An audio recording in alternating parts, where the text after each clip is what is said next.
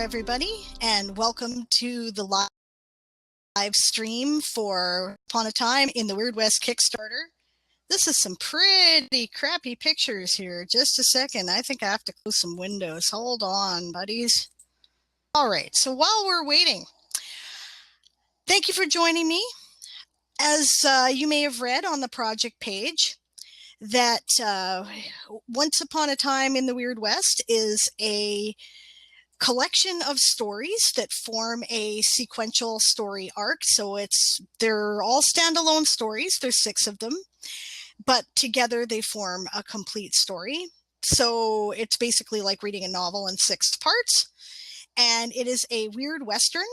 For those who aren't familiar, that means that it's a Western that has supernatural elements, or rather a fantasy story in a Western setting.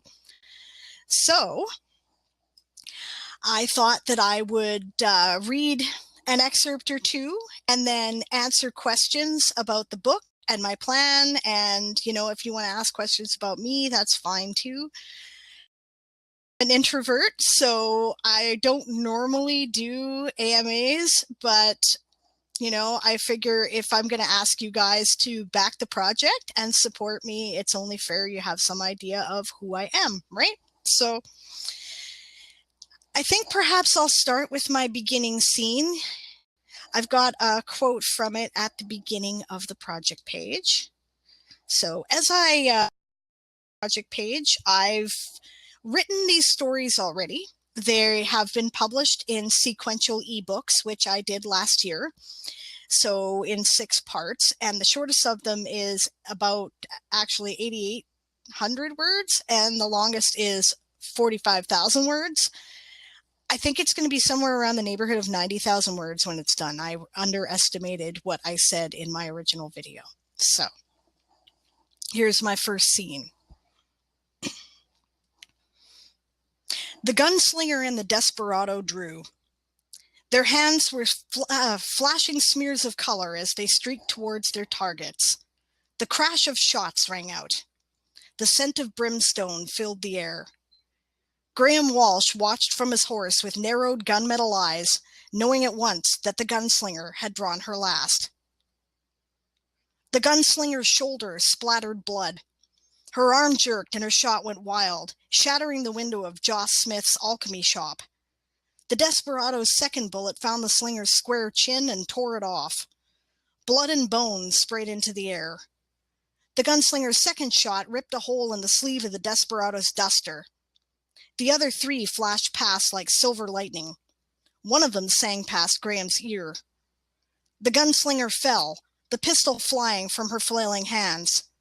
The man in the black hat marched forward, fanning his pistol's hammer back until the chamber was empty. The gunslinger was struck 3 times before she hit the ground.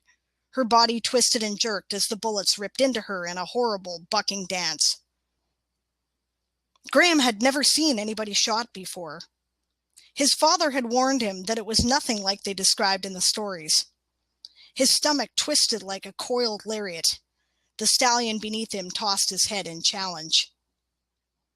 Blood was already pooling on the broken pavement around the fallen body by the time the desperado reached her. The air reeked of it. The dandelions and plantain growing between the cracks were splashed in red. He studied the dying slinger and her dead apprentice with his coal-black eyes and nodded just once. His blonde mustachios twisted up into an easy smile that came nowhere near his eyes. For a moment, the silence was so loud that it rang in Graham's ears. The desperado stepped over the groaning, broken shells of what had once been living people and made his way towards the saloon. There are law-abiding folk in that saloon. That thought galvanized him. Before he knew he was going to speak, he heard himself say, "I reckon that's far enough." Some small part of him wondered at how calm and flat his own voice sounded in his ears. The rifle was leveled and braced against his shoulder. The ozone hum and crackling blue light of the magazine indicated it was charged and ready. No gunslinger's weapon, this. It was a newfangled voltaic rifle, powered by technomancy. An inferior weapon to the holy guns of the slingers, maybe, But then Graham was not a gunslinger. Not yet. Beside him, astride her graceful mare, Piper had her own rifle leveled at the desperado. Their horses moved not at all, though no hand lay on the reins. Gunslingers' steeds these, born and bred to serve the order and trained by their own father's hand. The desperado turned in the deserted, dusty street to regard them with a jaundiced eye. He gave them both a long, considering, dead-eyed gaze. Graham glared back. A shutter still swung loose in the wind, creaking, creaking. The desperado spat. "You ain't gonna start something you can't finish, are you, boy?" he sneered in a cold, rasping baritone. His eyes were darker than coal black. No apprentice, then. This man had sold his soul to hell and leased it back at compound interest. "You're so wet behind the ears, I don't reckon you can sprout a beard yet." Graham turned his head just slightly, so that the desperado could get a glimpse of the pointed ears sticking out of his hat underneath his hat brim. The desperado's eyes narrowed. "Fucking fairies," he growled, almost under his breath. "Well, guess I got no real idea how old you are, but you smell like children to me. Why don't you go back to your farm and leave the grown-ups to do their business?" Graham thought about the gunslinger this man had cut down. He could still hear the gurgle and wheeze of her struggle to breathe. He could smell the iron of her blood seeping into the dust. "I don't think so." I think I'll leave that there for the moment. I don't want to give away too many spoilers. That's no good. I think I'll read another excerpt from a different story. Let's see here. Go back to home on my e-reader. Alrighty. Here we go. This is from part 4, Way of the Gun. And this one features Piper as our main character.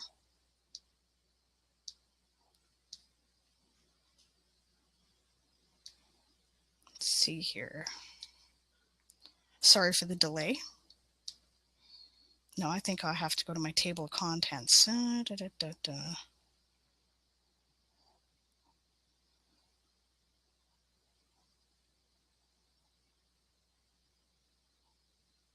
See, is that the one I want?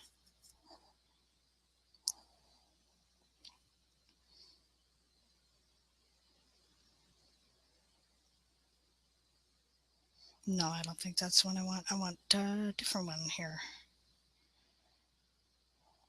All right. Sorry for the delay.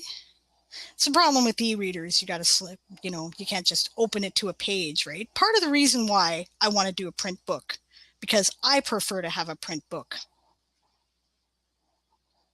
So, bandits, there we go.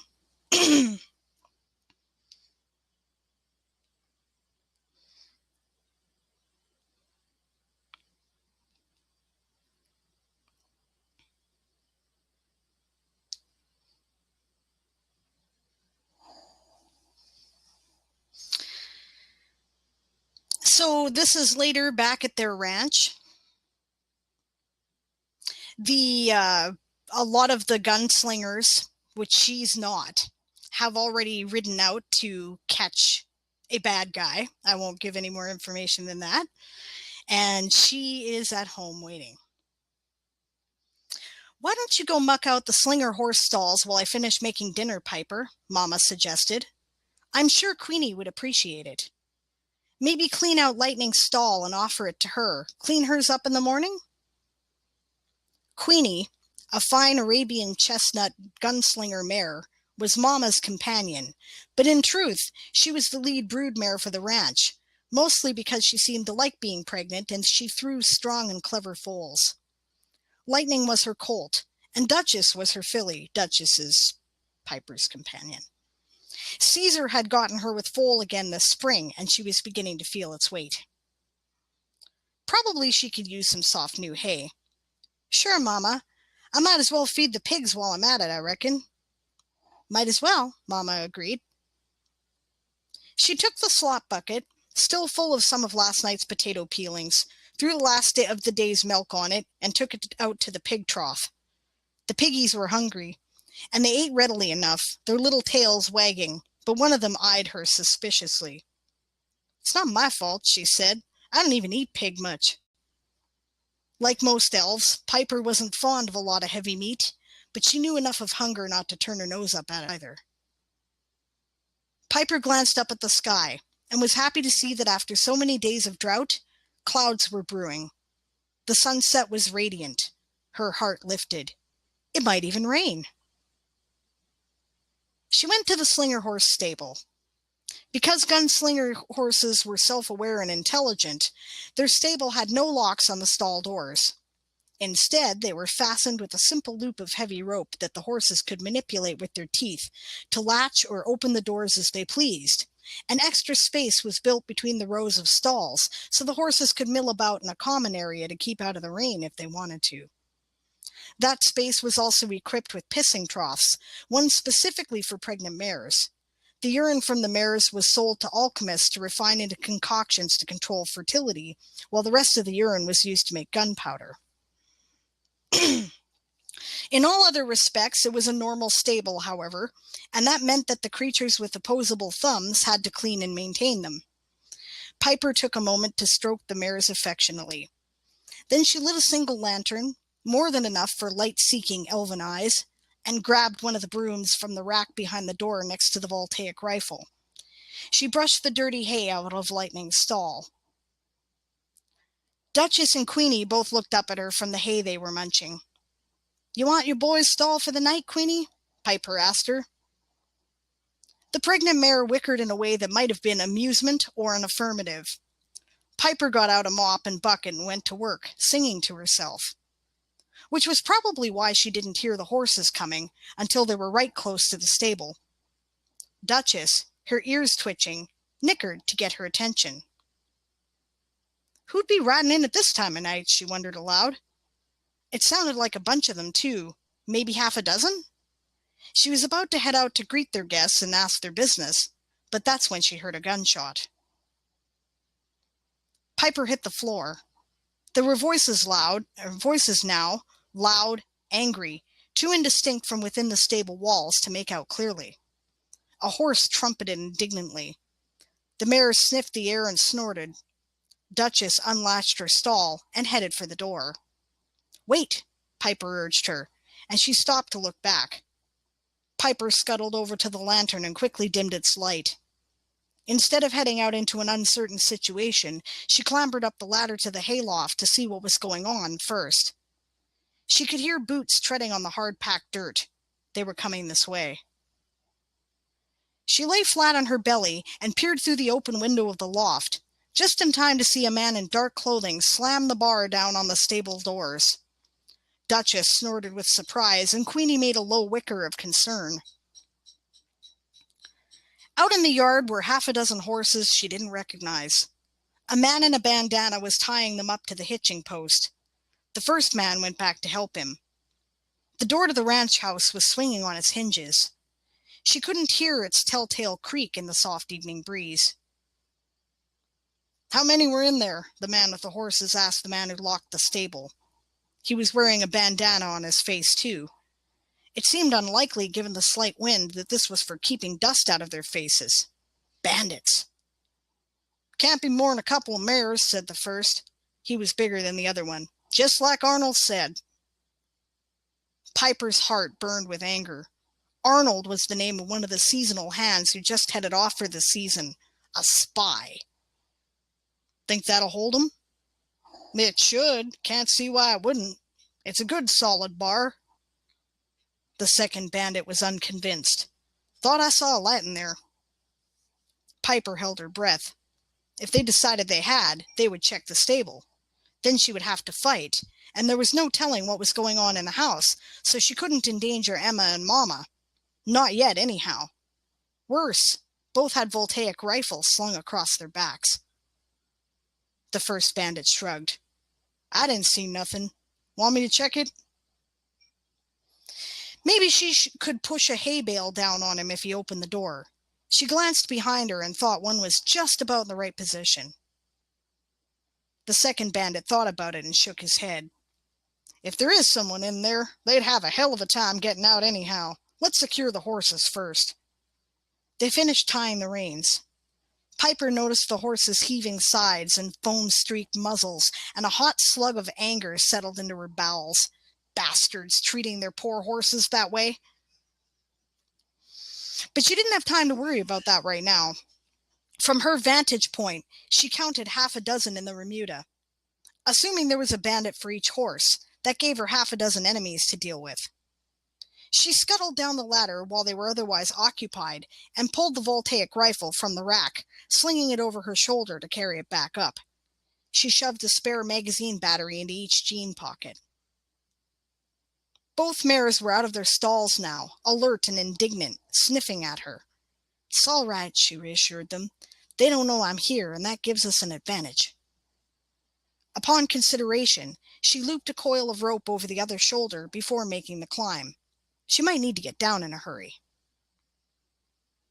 They're drinking now, the second bandit said. Piper could see that they were, and again a hot bolt of anger shot through her. Letting horses that hard run drink that much cold water right away would give them a bellyache. Clearly they didn't love their horses. Also, they clearly intended to stay a while.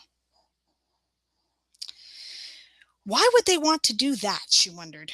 If they intended to rob the place, they should be moving through the ranch, taking what they were going to take. If they intended to kill anyone, she would have heard more than one shot, because, she thought with a shiver, killing both Mama and Emma would take at least 2. They're taking hostages, she realized. Piper frowned. How could they not know that was a bad idea? She imagined her father's warm blue eyes turning to the icy cold they became when he was hunting someone down, and knew without a doubt that these men had just signed their death warrants. What could they possibly hope to gain? Had the necromancer put them up to it? Her scowl deepened. If that was what they were here for, it meant it was only a matter of time before they came looking for her. How long do you think we got till the posse shows up? The first bandit asked his companion. Not long, the second said with a degree of finality. When the gate guards wake up, they're sure to ride hell-bent for leather. If they wake up, Mike hit that big one kind of hard. Piper hitched her in her breath. That would have to be Lorenzo. Lorenzo had been a professional prize fighter once, but he'd been a regular hand for about 5 years now, after the doctors kept him out of the ring. She liked him. She hoped they would wake up and shake off the concussion quickly. They could have bleeding on the brain. They might die out there of thirst and exposure before anyone could help them, and even a minor concussion untreated could mean brain damage. Think they'll negotiate? The second bandit shrugged. Hope so. I'd hate to have to kill him. He struck a match to saddle leather and puffed on a cheroot to get it going. Let's check the bunkhouse and guest houses just to make sure the place is empty. Piper stiffened. The bunkhouse was, but some of the smaller guest houses weren't. Some of the permanent hands had families. Would the bandits be smart enough to know better than to kill them? Or would they figure Daddy and Graham would consider them expendable? The way of the gun was also a sacred duty of protection, or vengeance. She knew better. But did they? Briefly, she considered trying to get their attention before they could get to the guest houses. But she dismissed the notion. She and the mares might be able to take out the 2 bandits. But then what? The noise would surely rouse whoever was in the house, and there would still be 4 of them to her 1, and they had rifles pointed at Emma and her mama. No telling what they'd do then.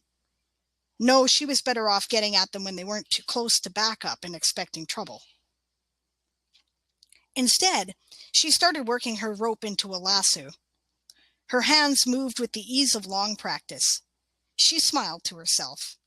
Yet another skill her brother had shown her, this one when they were both very small. Him so proud for having learned it, her so proud that he was teaching her. She tested the loop by yanking on it good and hard. It had to be good. It would have to bear all her weight. The bandits moved off. Knowing that any one of the bandits in the house might come out at any time before she got another chance, she didn't hesitate. She fastened the loop around a beam at the other window of the loft and allowed it to uncoil. It almost reached the haystack underneath, though it wasn't as close as Piper would have liked. It would have to do. Quickly, she wrapped one hand in her handkerchief and the other in a dirty cleaning rag, looped the rope through her belt, and lowered herself over the edge of the loft. She found this nowhere near as easy in practice as it was in theory. For one thing, once she got a good look at the ground, her head swam. For another, her knees were trembling, which made bracing her feet against the wall into a unique challenge. It didn't take long for her shoulders, arms, and rough-used hands to start screaming in pain either. She looked more like a rodeo clown than an acrobat, with her feet scraping for purchase, which she tried not to do too much for fear that the bandits in the house would hear. The rope frayed before she reached the end of it and let loose. The rifle fell and slid through the hay. Piper stifled a yell, but she fell rather than jumped into the haystack. She tried to roll out of it like they'd practiced when jumping from their horses. It worked, except that she came to rest on her chin with a thud at the bottom of the stack. Pain and iron ran through her mouth as she bit down on her tongue hard. She couldn't help but make a strangled "erp" sound. The rifle had skidded to a stop in front of her. She grabbed it and got up. Then she kicked the blood streak into the dirt. Something yanked her leg. She almost screamed until she realized it was the other end of the rope, still looped over her belt. She seized the ends to keep them off the ground and fled the stable yard with her heart pounding and her breath coming in short puffs. I think I'll leave it there. And I thought I'd read a third part, something that illustrates more of the magical aspects of the story. Let's see what else I've got here.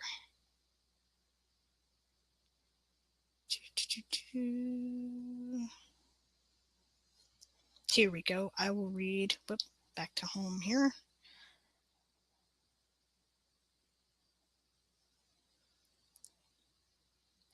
I will read let's see, by title. Okay. I'll read a scene that's part of the first part, which is called Showdown. Oh, good. I'm on the table of contents.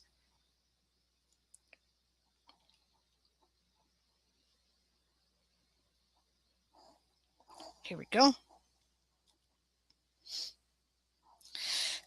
This is a flashback scene from before the scene that I read at the beginning.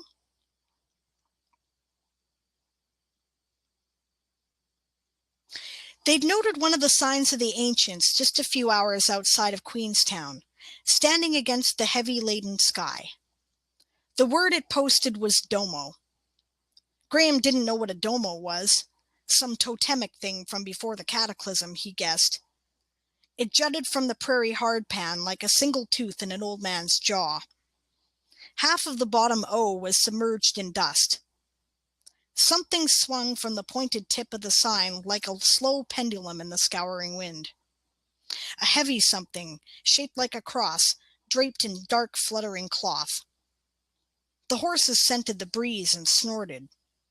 The spirited dusty bay stallion who carried him, his friend and mount Lightning, pawed the hard-packed earth and twisted his head to regard Graham with a questioning eye. "Is it a ghost?" Piper asked nervously as she clutched his arm. "Nope," Graham spat, his eagle-sharp gunslinger-trained eyes making it out at last. "But I reckon there might be ghosts about." Glancing quickly round to make sure they were alone on the trail, Graham tossed his reins over the stallion's neck. His eyes drooped shut and rolled back in his head as he accessed his inner eye. When he opened them, the green glow of ectoplasm was visible to his sight. He cast his gaze carefully over the area in the manner his father had taught him, not searching, not seeking, just absorbing. The horses and Piper, His own hands and the far-off aura of Henry, their father's lead ranch hand, all radiated an eerie incandescence.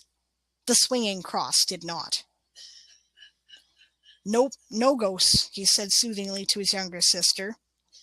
She studied his face with luminous, starry blue eyes that were more like their mother's than their father's. Graham's, of course, were the opposite. She sat her horse like the grateful she, S-I-D-H-E, right? that she was. Her delicate fingers folded gracefully over the leather reins and chestnut mane. Wisps of flaxen hair escaped her ponytail to whip her eyes in the wind. "What is it then?" she whispered. Graham sighed. "Don't worry, there ain't no ghosts here." Piper scowled and opened her mouth to argue, but Graham took up the reins and clucked his tongue. Lightning led his herd on with a whicker and a toss of his proud golden head and midnight mane. "You might not want to look too close, Piper," Graham cautioned. But Piper didn't listen. As they drew closer, she studied the swaying cross with a squint that turned into a frown, marring her fair porcelain brow. The big prairie sky was churning with low, threatening clouds, while cicadas droned in the lazy heat. First day with the rented tongue, sorry. The horses' hooves made dull thuds where they hit. Strangely, however, they had no echo. Lonely tufts of bunch grass strained their desperate fingers to the sky. "That's a body, Graham," she said at last. Graham agreed. The body was swinging from its neck, and its head lolled at a grotesque angle. Its face was a mummified horror, frozen in a deadly rictus. Its eyes were gone. The fluttering cloth was what remained of wind-tattered robes. The crossbar that had formed the ominous shape was a board upon which someone had scrawled the word necromancer with red barn paint. It hung from the lynched man's neck, dangling across his chest. Sorry. His hands had been nailed to it, and the board was stained black with blood. Well, whether the ghost was hanging around its body or not, it must be wandering restless somewhere. Graham dismounted and drew a cross in the dirt where the blood must have fallen. The hard-packed prairie had drunk it down like a gargantuan vampire. Graham knelt and sprinkled salt and gunpowder on the cross. He considered the swinging body, but decided it was simply too high up, and he wouldn't be able to fetch it down. "Ashes to ashes, and dust to dust," he intoned. "From ashes we come, and to ashes we return, and the Lord and Lady watch over all. I reckon your life weren't so pleasant," he said to the corpse as he rose to his feet. "But rest in peace now, Sir Sorcerer, if such you were." He drew from his canteen and spat. It was the first time he'd given the benediction, but he had stood with his father as he performed it. He wondered if the dead man really had been a necromancer. Piper's jaw worked, and then said a determined line. She glanced around quickly, then glared at him. "Don't be doing no majory where people can see," she advised.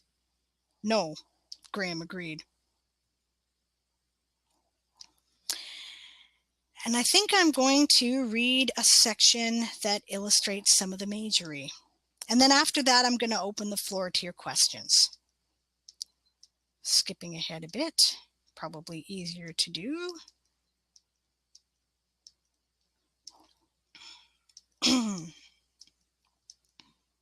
There it is.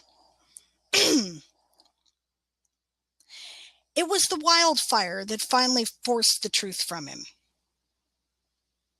Graham just seemed to know things that others didn't. Sometimes he had a bad feeling about things. Like the time when he led all the horses to the cowshed when he was just a stripling. His father had tanned his hide for it, too. But then the tornado came just as they were fetching the horses back and took the stables away like a blast from a giant locomotive. From then on, his parents had trusted what they called his flashes. It was one of his flashes that woke him. He saw fire racing over the plains, driven before the wind like buffalo before Cree riders. He threw the covers from his bed and set about waking the household. By the time that was done, they could already smell the smoke.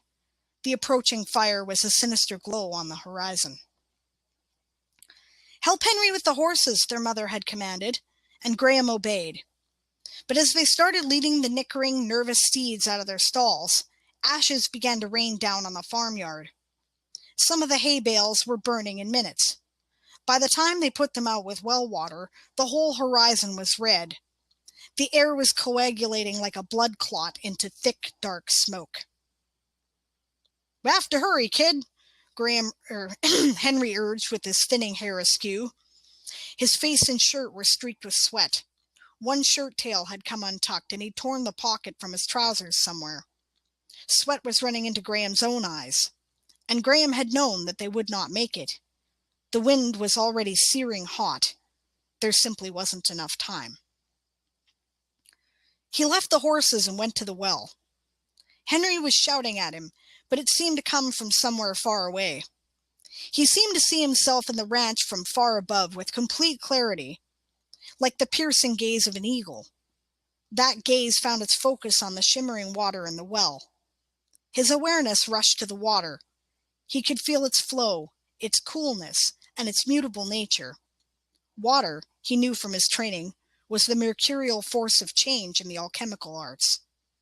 So he urged it to change.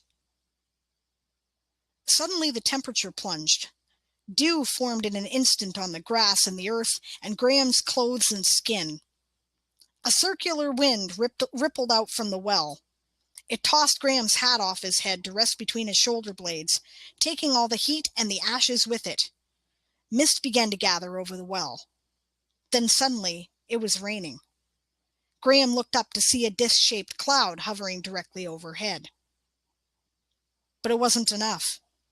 In just minutes, hungry winds tore the clouds apart, and they were picking up. The air grew hotter, and the sky grew brighter. There was no other choice. He whistled lightning to his side. Bareback, they were racing towards the fire. Henry made a grab at him, but lightning knew what he was about and dodged him. The flames were spreading through the grasses and turning them to ashes almost as soon as the fire became visible. Glowing coals spiraled into the air, carried by the fire's own winds, to settle on new patches of bunch grass, which then sprang to life like torches. Graham hadn't considered the heat.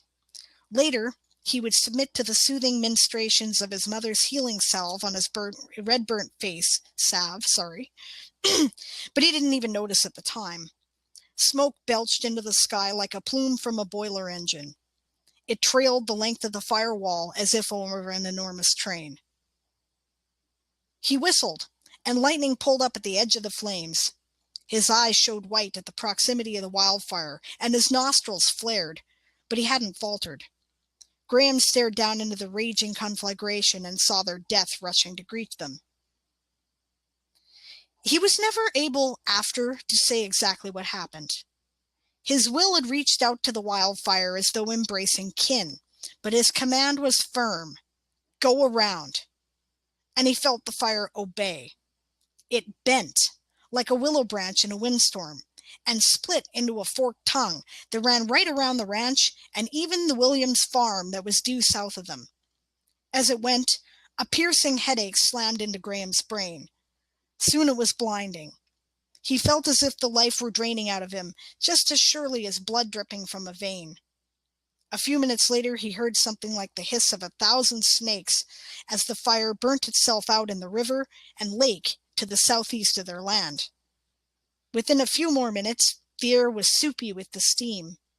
He cried out in relief and promptly slipped into darkness. The next thing he knew, he was waking up with his father hovering above the bed. And when he woke, his father seized him in his arms. But then he put him down, awkward with embarrassment. "That was a mighty brave thing you did, son." Graham smiled uncomfortably. He didn't think it was terribly brave. He just couldn't think of anything else he could have done. Colin Walsh touched his face son's red forehead and brushed his hair out of his face. "How long have you known you were a sorcerer?" "A while now, sir," Graham admitted. He met his father's eyes and braced himself for the confrontation. But it never came. Colin Walsh smiled even more broadly. It comes with the Fey blood sometimes. Runs in your mama's family, I understand. His expression hardened into a grim scowl. You were right to keep it hidden, son. Folks don't understand. Maybe not since the cataclysm. Don't go crying it to the hilltops, but I'm mighty grateful for it today. He took a breath, and then with eyes as focused as if over a pistol's sights, he asked, Did you know it was going to work? He shook his head.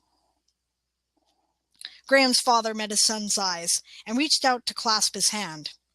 One of Graham's happiest moments was that moment, with his father's rough hand pressed into his smooth one as his father nodded his thanks, man to man, for the first time. And I think that's all I'll read from today for excerpts. I may have another live stream closer to the end of the campaign where I'll read more. And I'm happy to open the floor to questions. I see there's a couple of you watching anyway. And I've got the chat window open.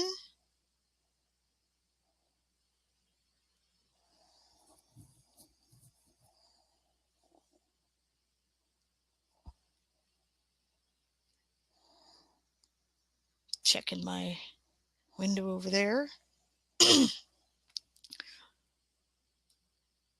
No questions?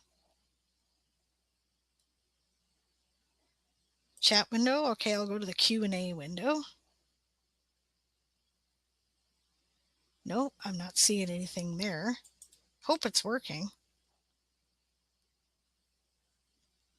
If you are trying to get through with a question and it's not showing up for some reason, then feel free to address me afterwards on the page, or you can also check me out on my Twitter, which is at Sable Aradia, SableAradia.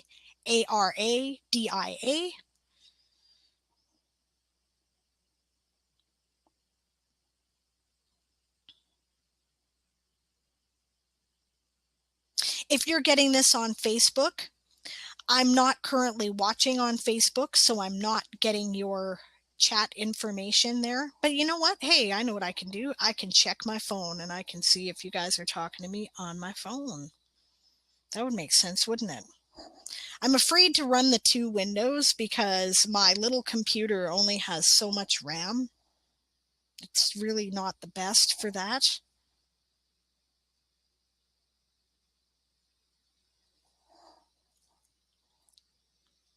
There we go, finally.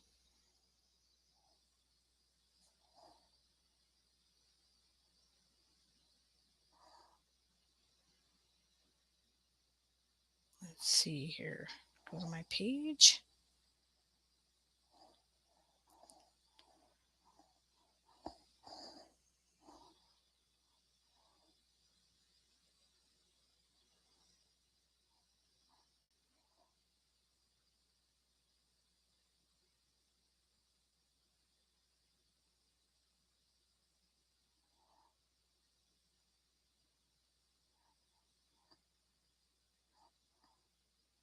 All right.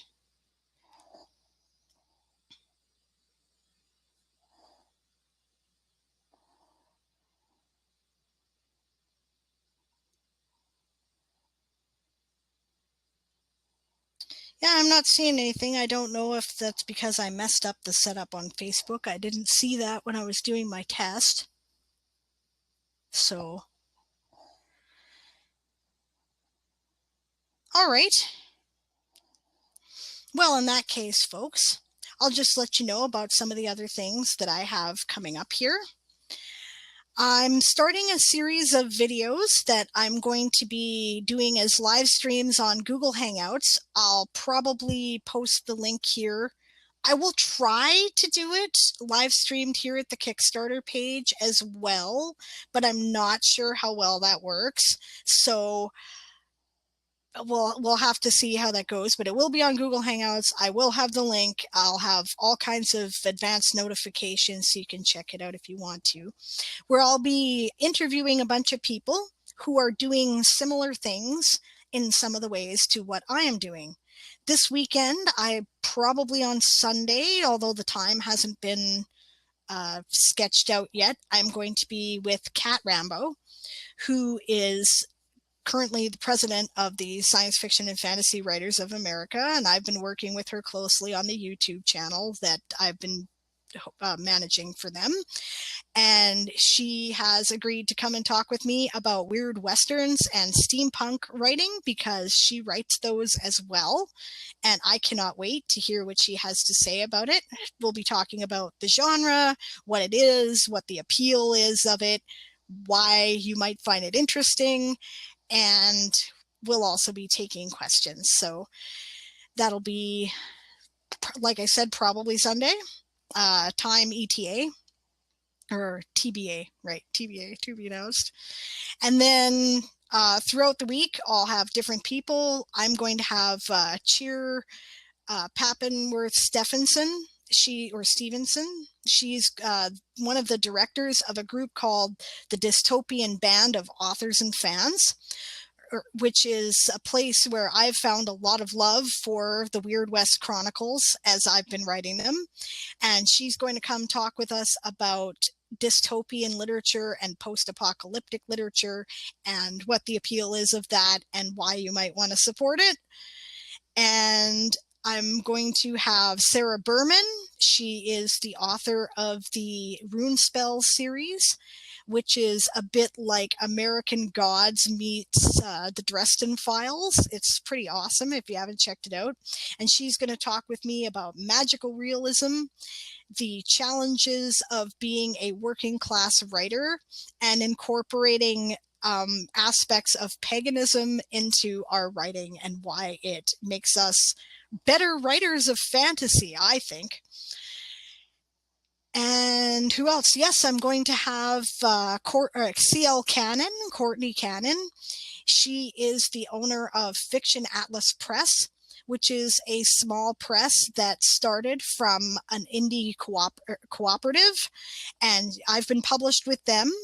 She's going to talk about indie publications, why, what the challenges are for an independent writer, how we can assure a better quality of work, and, the projects that she has coming up as well. So those are going to be scattered over the next couple of weeks. I will have a schedule posted soon. We're just hammering out the details now. And there may be a couple of others. I'm waiting to hear from a couple people, see if they get back to me. So, all right. Thank you very much for joining me today. And stay tuned for more events. If again, this is something that appeals to you, please support my Kickstarter. I'm not asking for a huge amount of money as far as publication goes, but it's kind of what I need to make a really good quality print version happen. You can get the print book for $25. That's Canadian. So that's my, bare bones, you get the book level. Or you can also get all 6 of the ebooks at that price if you're not a print book reader and it still supports the project. Covers are available at $50. I think I've got signed books available at $40, just because I have to order the books first and send them to me and then send them to you. So the shipping actually eats up a fair bit of that cost, right? But if you want a signed book, that's available too. We'll be running until August 14th. Please spread the word.